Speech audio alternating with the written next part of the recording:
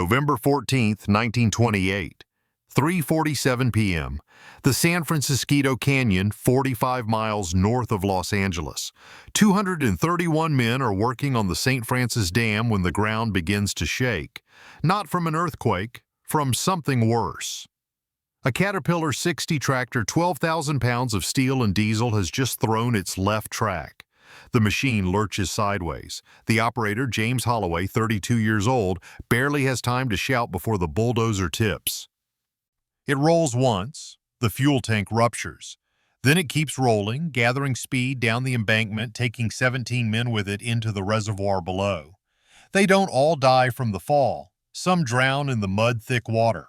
Others are crushed when the machine, still partially buoyant, rolls again in the shallow edge. Holloway survives. He will spend the rest of his life wishing he hadn't.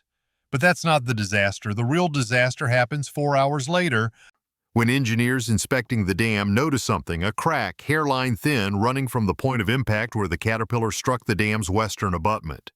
They measure it, document it, decide it's superficial. The dam has held for 2 years. It's a Mulholland Dam built by William Mulholland himself, the man who brought water to Los Angeles. It will hold. It doesn't.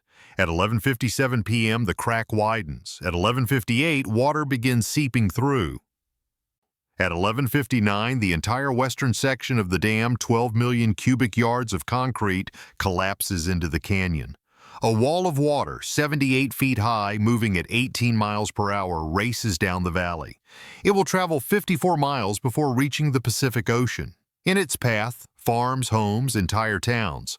The final death toll, 476 people, but the newspapers, the official reports, the congressional inquiry, they all focus on the same number, 231. The workers. The men who died not from the dam breaking, but from the machine that broke the dam. If you want to see how one design flaw in a single bulldozer led to the second deadliest disaster in California history, please hit that like button. It helps us share more forgotten stories like this. Subscribe if you haven't already. Back to 1928. The Caterpillar 60 wasn't a bad machine. In fact, it was revolutionary. Introduced in 1925, it was the first tractor to use the distinctive track system that would define heavy equipment for the next century. 36-inch wide tracks, each weighing 420 pounds. Powered by a 4-cylinder engine producing 60 horsepower, hence the name. It could pull 14,000 pounds and climb a 35-degree grade. Construction companies loved it. The Bureau of Reclamation bought 47 of them. But there was a problem. A problem so subtle that Caterpillar's engineers missed it. A problem rooted in the way the tracks connected.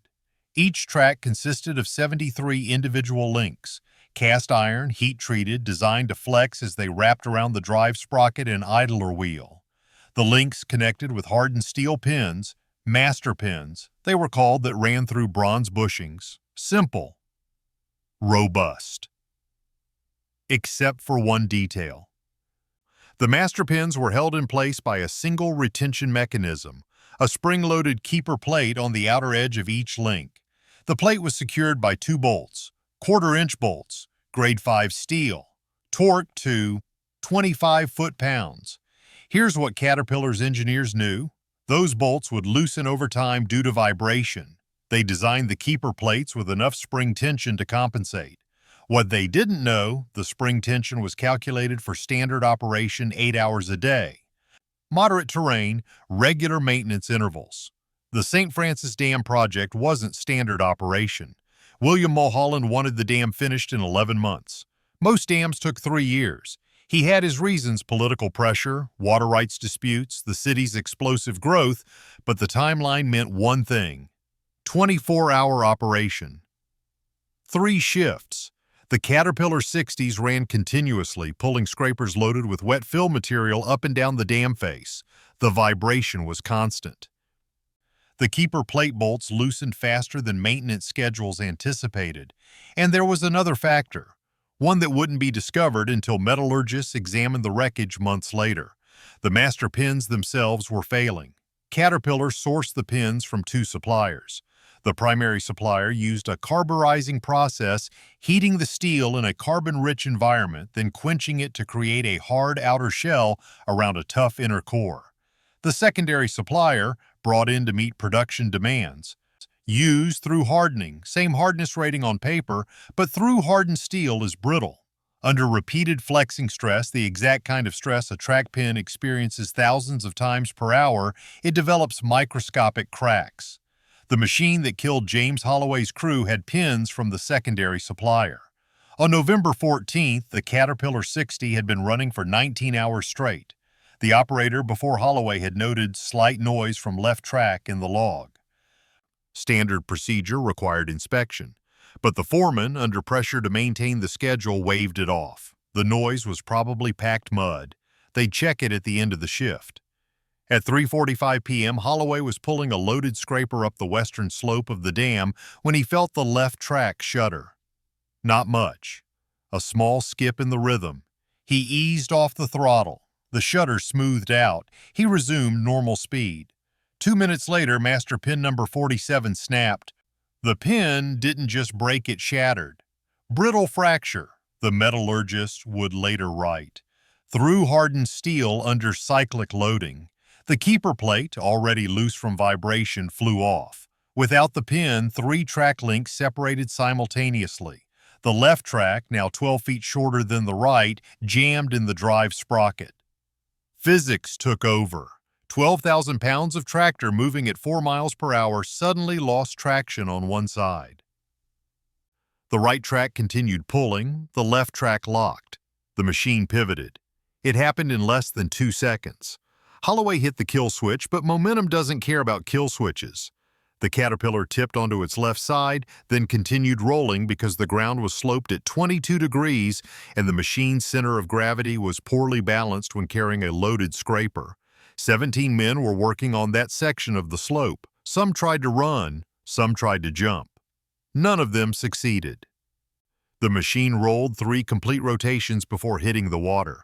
The impact created a pressure wave that propagated through the reservoir and struck the dam's western abutment at approximately 700 pounds per square foot.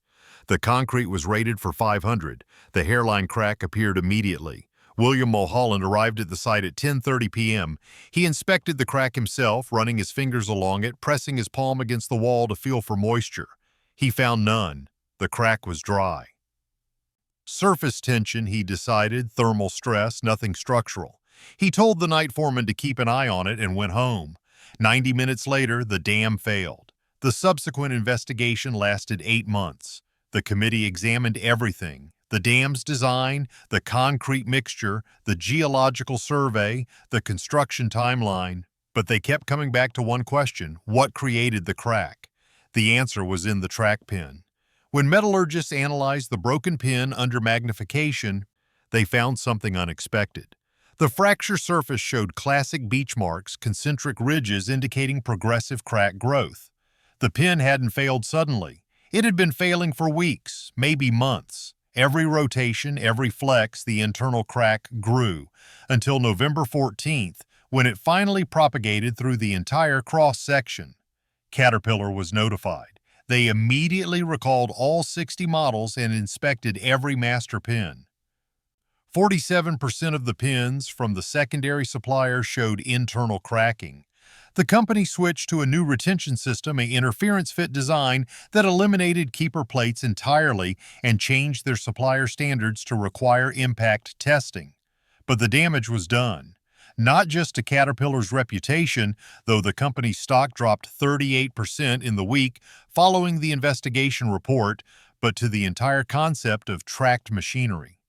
Construction companies questioned whether tracks were inherently dangerous. The Bureau of Reclamation temporarily banned tracked vehicles on all dam projects. William Mulholland never built another dam. He testified at the inquiry, taking full responsibility for the dam's failure, but the weight of 476 deaths crushed him. He died in 1935, still insisting the crack wouldn't have propagated if the concrete had been given proper cure time. He was probably right. James Holloway survived the accident with 2 broken legs and a fractured skull. He never operated heavy equipment again. In 1947, He gave an interview to a construction trade magazine. He said he still heard the sound of the track breaking. Every night, the sharp crack of metal failing under stress.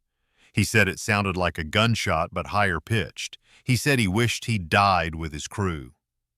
The Caterpillar 60 remained in production until 1931 with the improved retention system.